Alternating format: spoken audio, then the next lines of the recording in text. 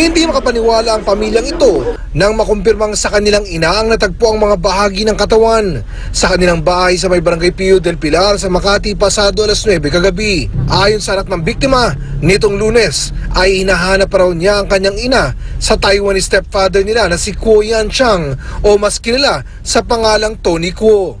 Sabi niya, umalis daw po si mama nang hindi nagpapaalam. Madaling araw kinabukasan, naramdaman daw niyang may ginagawa sa stockroom ang kanilang amain.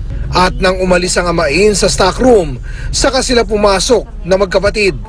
Doon na tumambad sa kanila ang putol na katawan ng biktima. Sabi ko, Tony, did you kill my sister?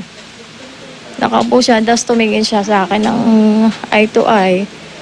And sinabi niya na pinatay nga niya yung kapatid ko. Sabi niya kasi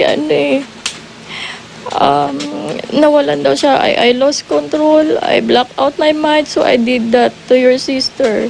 Tanging bungo at torso pa lang ng biktima ang nakita sa loob ng stockroom ng kanilang bahay. Itinago raw ni Ko sa iba't ibang bahagi ng kanilang bahay ang chinapchap na katawan ng asawa. Hindi pa tiyak ang ginamit na murder weapon. Hinala ng otoridad, itinapon ang iba pang parte sa septic tank. Pero hindi nakakuha ang mga otoridad ng magsisipsip sa Poso Negro. Unexpected talaga. Hindi rin ako makapaniwala. You said you love her. Why did you hurt her? How could you do that? Ang Makati CIDG hindi makapaniwala sa sinapit ng biktima na ang ulo ay binalatan pa ng suspect. Titingnan natin yung mental nung suspect natin. Baka sabihin natin baka may problema.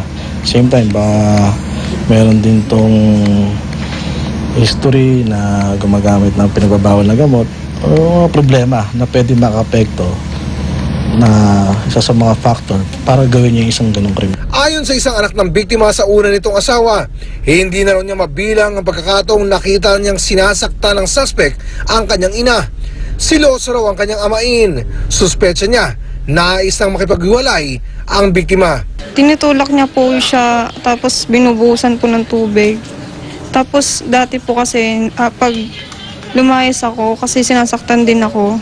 So pag nakikita kami ng mama ko, nakikita ko yung pasa niya, tapos sasabihin niya sa akin, bangga lang daw po, pero hindi po ako naniniwala kasi alam ko po sinaktan siya, hindi lang niya po sinasabi. Nakakulong na sa Makati Police ang suspect na isang dermatologist at 18 taon nang naninirahan sa Pilipinas. Tumanggi siyang humarap sa amin. Patuloy ang pag-background check ng mga pulis sa pagkatao ng suspect.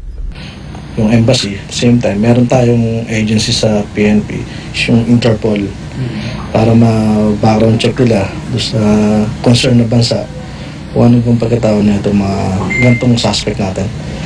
Kasi posible yan.